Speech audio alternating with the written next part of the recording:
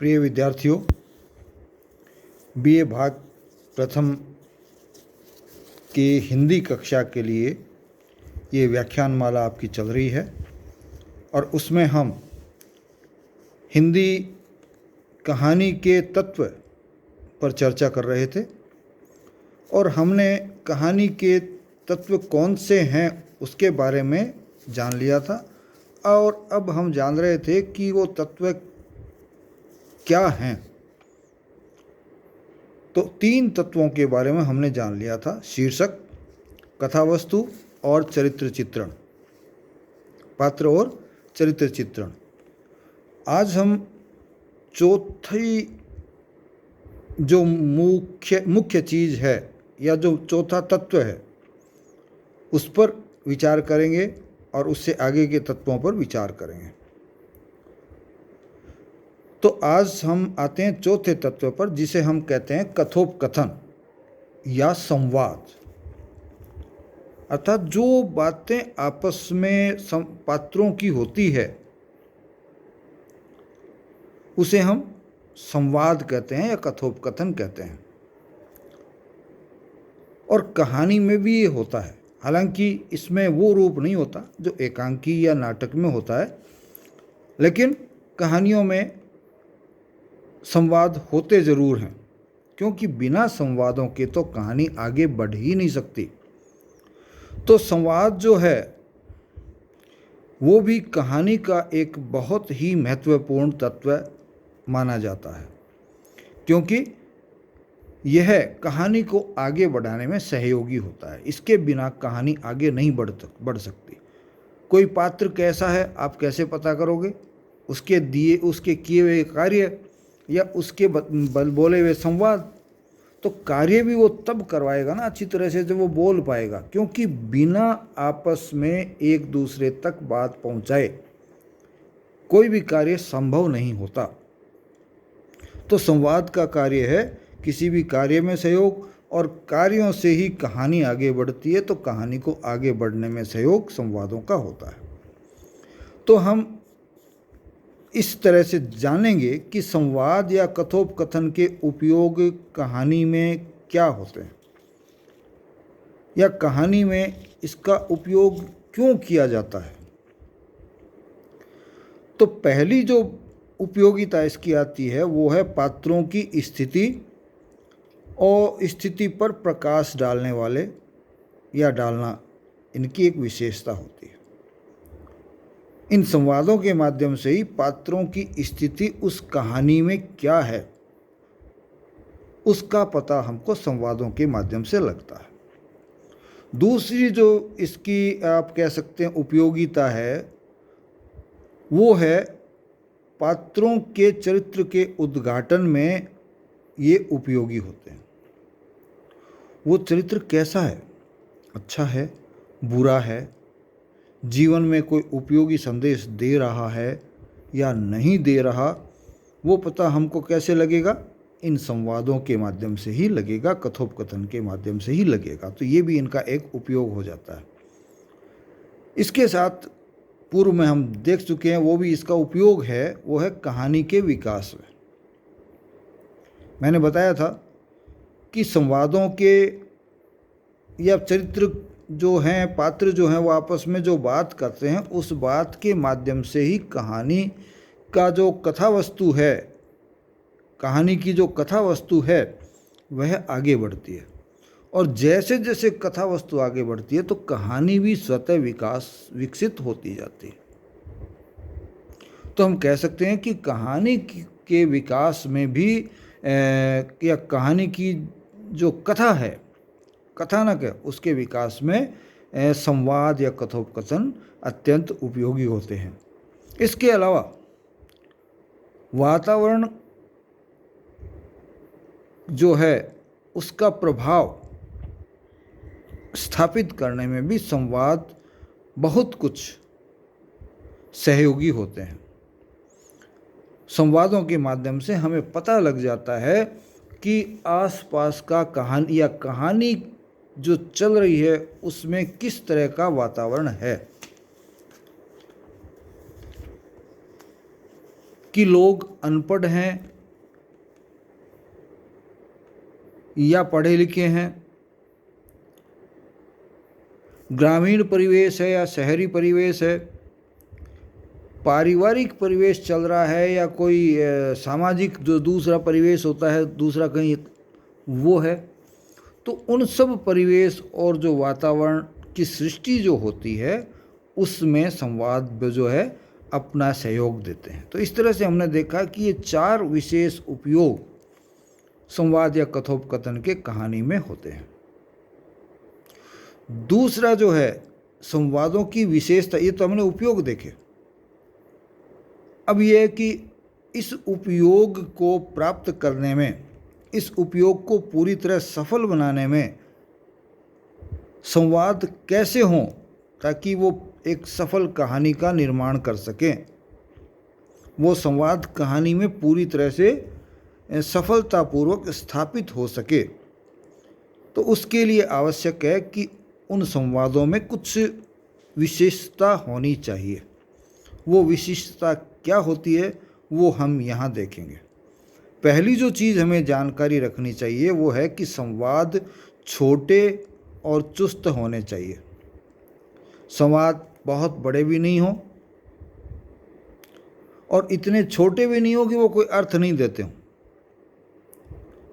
बल्कि संवाद आकार में इतने छोटे हों, इतने ही छोटे हों जिससे कि उनकी गतिशीलता, कहानी की गतिशीलता बने रहे।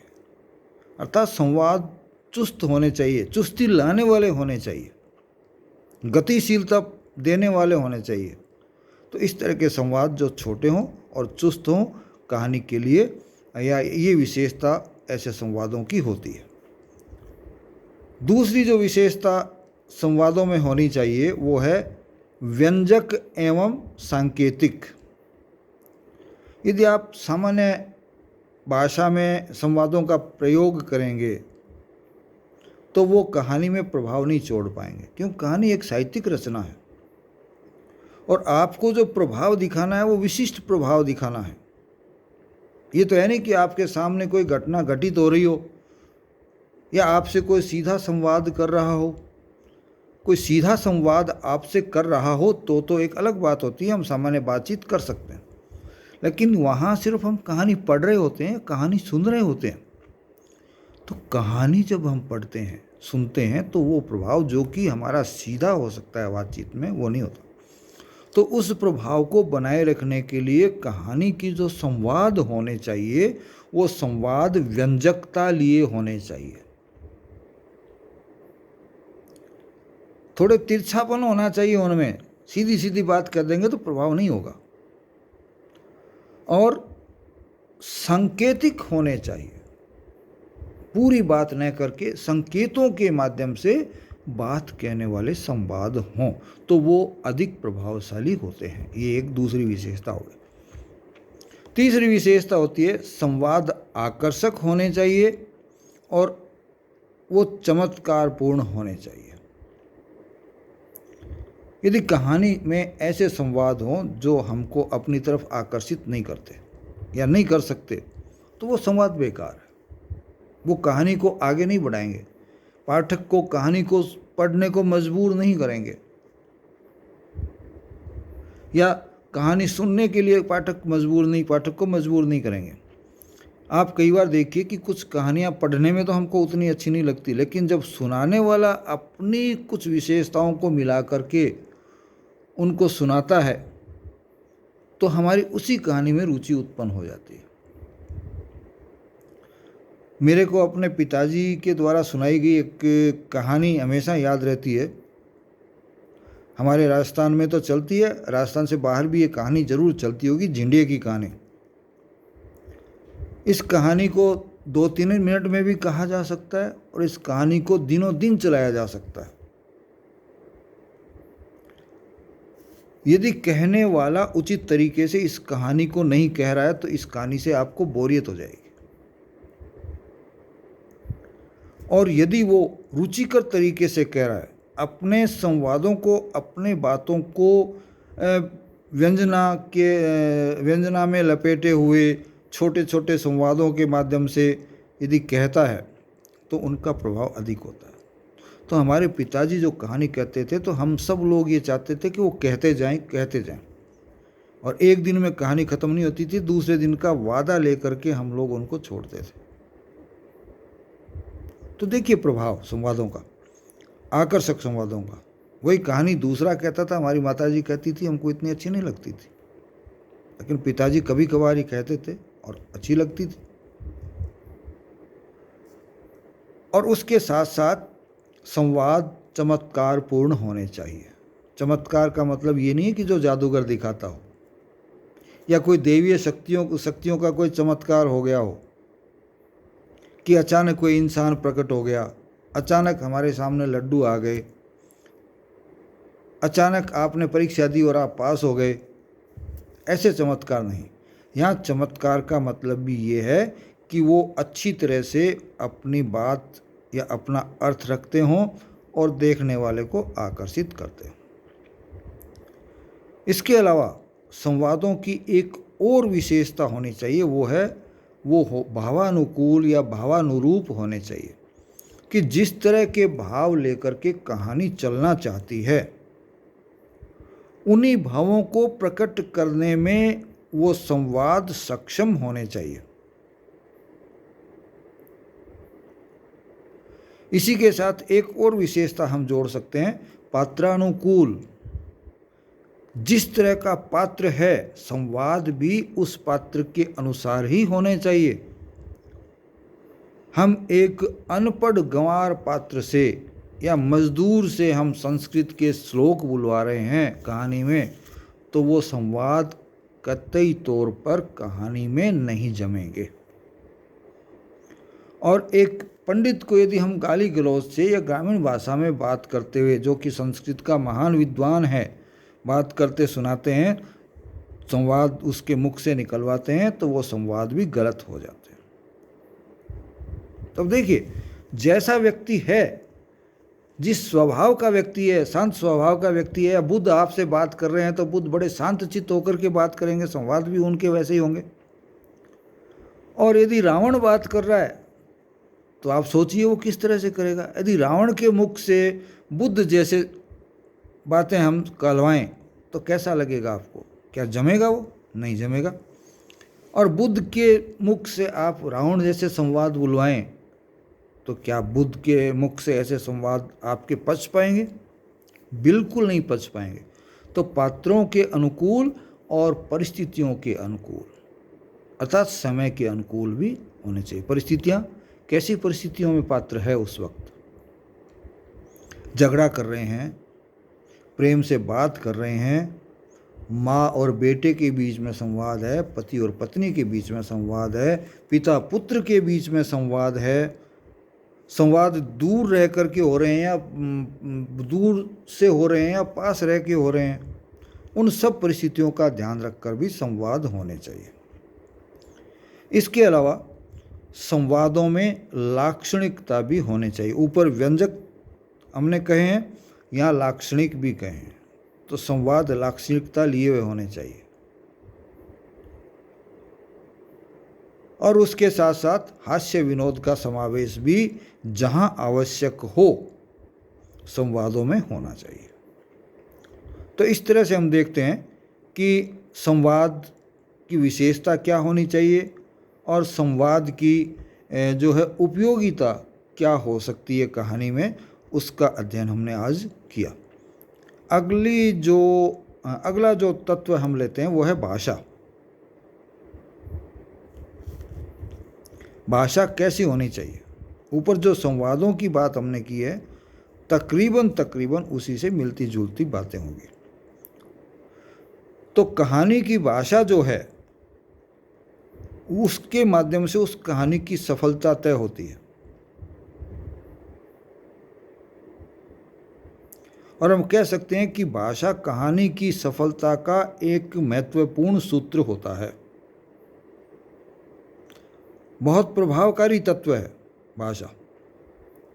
और ऐसी भाषा जो कहानी को ऊंचाइयों की तरफ ले जाए, उसमें कौन सी विशेषता होनी चाहिए,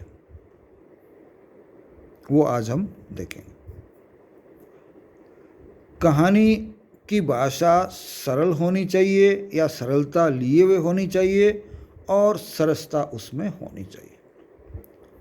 पहली जो बात खासियत होनी चाहिए, विशेषता होनी चाहिए, वो ये है कि कहानी की जो भाषा है उसमें सरलता होनी चाहिए। ये नहीं हो कि कहानी की भाषा आपने इतनी क्लिष्ट कर दी कि सामने वाले के समझ में ही नहीं आए। फिर कैसे पढ़ेगा कहानी, कैसे समझेगा कहानी, और कहानीकार जिस उद्देश्य को लेकर के चलता है वो उद्देश्य कैसे पूरा होगा। तो कहानी सरल होनी चाहिए, दूसरी सरस होनी चाहिए। यदि कहानी में कोई रस नहीं है, भाषा में कोई रस नहीं है, तो फिर कहानी कहाँ आगे बढ़े। ठीक। दूसरी जो विशेषता आप ले सकते हैं वह है रोचकता और स्वाभाविकता। कहानी की भाषा में रोचकता होनी चाहिए। ऐसी भाषा प्रयोग में लाई जाए जो कि रुचि उत्पन्न कर दे पढ़ने वाले की। ये नहीं हो कि उसमें अरुचि पैदा हो जाए पढ़ने वाले की, वो तुरंत छोड़ देगा ये क्या कहानी है। और इसके साथ साथ स्वाभाविकता भी जरूरी होती है भाषा में। यदि आप भाषा को स्वाभाविक नहीं रख पाते हैं कहानी में और कृत्रिमता आ जाती है, तो न तो कहानी का उद्देश्य आगे बढ़ेगा, न कहानी का कथानक आगे बढ़ेगा, और न ही कहानी वो रूप ले पाएगी जिस रूप को लेकर के लेखक चलता है। चौथी जो विशेषता होनी चाहिए वो है वातावरण की अनुकूलता या वातावरण के अनुकूल संवाद या भाषा होनी चाहिए। जिस तरह के वातावरण को लेकर के कहानी चलती है, संवाद भी या भाषा भी उन संवादों की ऐसी होनी चाहिए जो कि उस वातावरण की परिपूर्ति करते हों। यदि उस वातावरण के अनुकूल नहीं है जो कि कहानी में उस वक्त बनाया गया है, तो वो भाषा फिर अनुपयोगी हो जाएगी, वो भाषा अच्छी नहीं कहलाएगी। अगली जो विशेषता है वो है वस्तु, पात्र तथा कहानी की अभिव्यक्ति करने वाली। कहानी में क्या हो सकता है? कहानी किसी वस्तु की हो सकती है, कहानी किन्हीं पात्रों की हो सकती है, और कहानी कोई विशेष अभिव्यक्ति के लिए हो सकती है। तो कहानी की भाषा में ये विशेषता होनी चाहिए कि वह उस वस्तु को स्पष्ट कर सके कि वो क्या है, उन पात्रों के चरित्रों को उद्घाटित कर सके कि वो पात्र कैसे हैं। और तीसरी चीज जो है वो कहानी में लेखक जो कहना चाहता है, कहानीकार जो कहना चाहता है, वो क्या कहना चाहता है वो स्पष्ट करने वाली होनी चाहिए।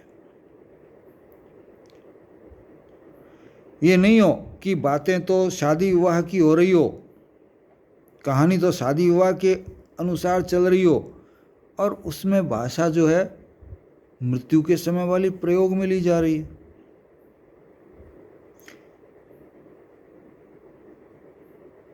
तो ऐसा नहीं होना चाहिए। ऐसा होगा तो विसंगति हो जाएगी। अगली जो विशेषता है वो है सजीवता और व्यावहारिकता। कहानी की भाषा सजीवता लिए हुए होनी चाहिए। ये नहीं हो कि कहानी सुस्त हो जाए या ऐसा लगे कि ये शब्द तो जिंदा है ही नहीं, मुर्दा शब्द है। और मुर्दा शब्द कहाँ जान डालेंगे? यदि जान है तो भी उसको निकाल लेंगे।